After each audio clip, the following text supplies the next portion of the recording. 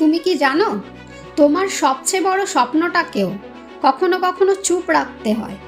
কারণ সব পরিকল্পনা সবাইকে বলে বেড়ালে অনেক সময় সেই স্বপ্নটাই আর বাস্তব হয় না। ধরো, তুমি সিদ্ধান্ত নিয়েছো একদিন বড় কিছু করবে, হয়তো একটা ব্যবসা শুরু করবে, পরীক্ষায় প্রথম হবে, অথবা নিজের জীবনে বড় একটা পরিবর্তন আনবে। উত্তেজনায় তুমি সবাইকে বলে দিলে, দেখো আমি এটা করব। কিন্তু অনেক সময় দেখা যায় কয়েকদিন পরে সেই উৎসাহটা হারিয়ে যায়। কারণ যখন আমরা আমাদের ভবিষ্যতের পরিকল্পনা নিয়ে বারবার কথা বলি, তখন মনে এক ধরনের সন্তুষ্টি চলে আসে।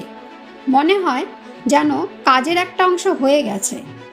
আর সেই কারণেই অনেক সময় আগের মতো পরিশ্রম করার ইচ্ছা থাকে না।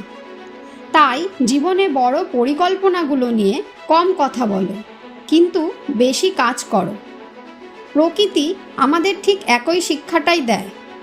একটা গাছ কখনো বলে বেড়ায় না, আমি আগামী মাসে ফল দেব। সে কোনো ঘোষণা দেয় না, কোনো প্রচারও করে না। সে নীরবে নিজের শিকড়কে আরও গভীরে ছড়িয়ে দেয়, ধীরে ধীরে শক্ত কাণ্ড তৈরি করে, শাখা প্রশাখা বাড়ায়, তারপর একদিন ফুল ফোটে।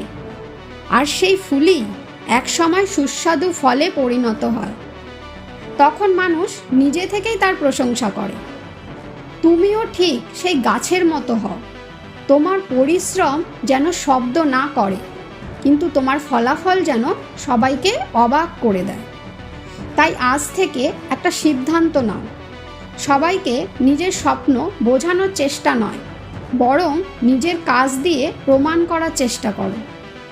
মনে রেখো, গাছ যেমন ফল দিয়ে নিজের পরিচয় দেয়, তেমনি মানুষও কাজ দিয়েই নিজের পরিচয় তৈরি করে। এই ব্যাপারে তোমাদের কি মতামত তা কমেন্টে জানিও। আর প্রকৃতির এই ধরনের ছোট ছোট উদাহরণ দিয়ে জীবনের শিক্ষা পেতে গেলে আমাকে সাবস্ক্রাইব করে পাশে রেখো। আর একটা লাইক করে আমাকে উৎসাহিত করো, যাতে এই ধরনের ভিডিও আমি আরও বানাতে পারি।